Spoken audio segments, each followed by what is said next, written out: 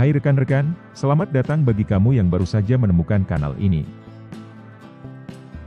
Kanal Catatan Sirbias merupakan salah satu kanal yang menyediakan materi pendidikan dalam bentuk animasi. Inilah soal yang akan kita bahas pada seri ini. Cukup panjang ya soalnya. Kamu dapat membaca soal ini selama 10 detik.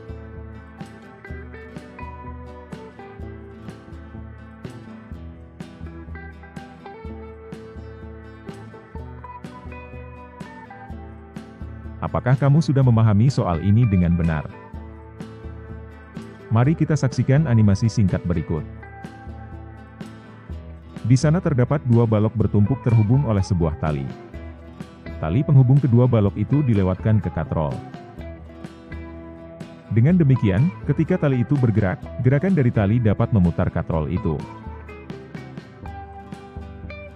Selanjutnya balok di bagian bawah ditarik ke kanan oleh suatu gaya eksternal. Tentu saja balok itu menarik tali di belakangnya. Tarikan tali itu kemudian menarik balok yang ada di atas balok tersebut. Jadi kedua balok itu bergerak dalam arah berlawanan. Jika balok bawah bergeser ke kanan, balok atas akan bergerak ke kiri. Nah, kita diminta untuk menggambar garis gaya yang bekerja pada sistem ini. Tentu saja persamaan gerak dari balok. Dan yang terakhir adalah besarnya gaya eksternal yang dibutuhkan, agar sistem itu bergerak dengan kecepatan tetap. Sekarang sudah paham ya? Kita mulai menjawab bagian pertama soal ini. Sebelum lebih jauh kita akan mengidentifikasi beberapa besaran yang penting. Anggap saja massa balok atas adalah M1.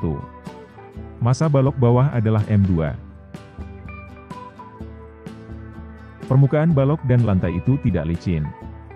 Di sana terdapat koefisien gesekan statis. Besar koefisien gesekan statis antara permukaan balok dan lantai, serta antara permukaan balok dan balok adalah sama, yaitu mu. Untuk katrol, di soal tidak terdapat keterangan apapun. Kita dapat mengabaikan gerakan dari katrol. Benda bergerak atau tidak bergerak itu karena dipengaruhi oleh gaya yang bekerja pada benda itu. Untuk balok atas, balok ini mendapatkan gaya gravitasi M1G ke bawah. Balok ini tidak menembus permukaan balok. Tentu balok 1 mendapatkan gaya normal N1 ke atas. Balok ini terhubung tali, di sana terdapat gaya tegangan tali, arahnya segaris dengan tali. Karena kedua permukaan balok adalah kasar, balok atas akan mendapatkan gaya gesek statis ke kanan, Fk1. Sepertinya hanya ini diagram gaya untuk balok 1.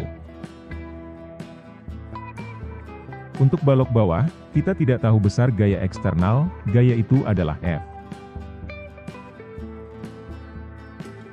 Balok 2 juga terhubung tali, di sana juga terdapat gaya tegangan tali.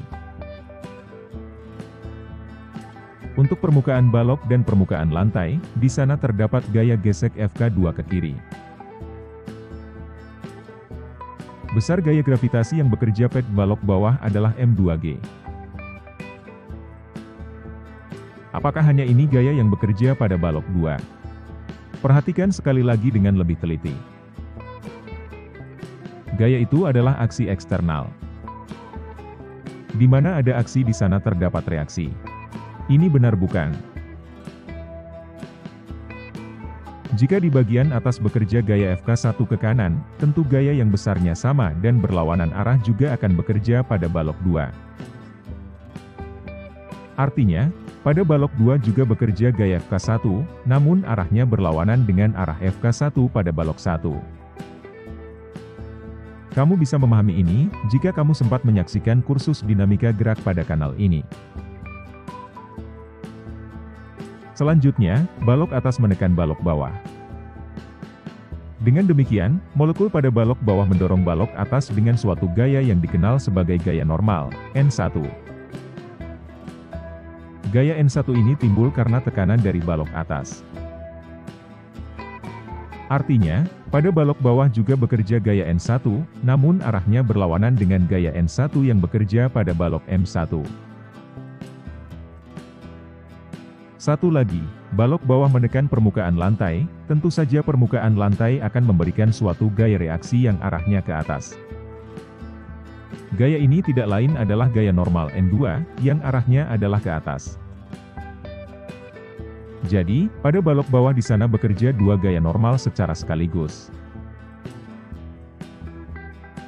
Inilah diagram gaya pada sistem ini. Sekarang kita akan menjawab bagian kedua. Hukum Newton itu bekerja untuk setiap objek ya. Objek yang berbeda berlaku hukum Newton yang berbeda. Untuk balok pertama, kita akan menulis persamaan itu dalam dua arah, arah vertikal dan arah horizontal. Untuk arah vertikal, balok itu tidak bergerak ke atas atau ke bawah. Resultan gaya pada arah ini adalah 0. N1 minus M1G sama dengan 0.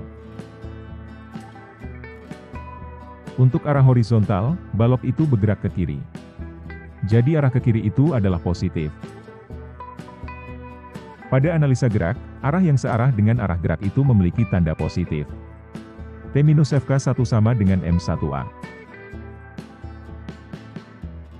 Karena pada soal telah disebutkan bahwa sistem ini bergerak dengan kecepatan tetap, maka nilai percepatan itu adalah 0. Untuk balok 2, kita juga akan menganalisa resultan gaya dalam dua arah. Untuk arah vertikal, di sana terdapat 3 unit gaya. N2 minus N1 minus M2G sama dengan 0. Untuk arah horizontal, balok 2 bergerak ke kanan.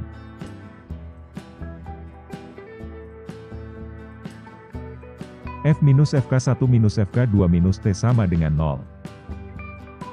Resultan gaya itu bernilai 0 karena sistem ini bergerak dengan kecepatan tetap ya. Inilah 4 persamaan gerak untuk benda M1 dan M2. Mengetahui 4 persamaan ini, kita bisa menghitung besar gaya eksternal. Kita mulai dari persamaan yang terlihat paling sederhana. Benar sekali, dari persamaan 1, N1 sama dengan M1G. Selanjutnya persamaan ini. T sama dengan FK1. Gaya gesek itu kan mu dikali dengan gaya normal. T sama dengan mu M1G. Sekarang adalah persamaan ini. N2 sama dengan N1 plus M2G. Kita telah tahu nilai N1. N2 sama dengan M1 plus M2, dikali dengan G. Selanjutnya adalah persamaan ini. F sama dengan FK1 plus FK2 plus T. Semua nilai ini juga telah diketahui. F sama dengan mu dikali dengan 3M1 plus M2G. Inilah gaya eksternal yang diperlukan untuk menarik balok agar sistem ini bergerak dengan kecepatan tetap. Semoga bermanfaat. Dan, jangan lupa untuk menonton video selanjutnya.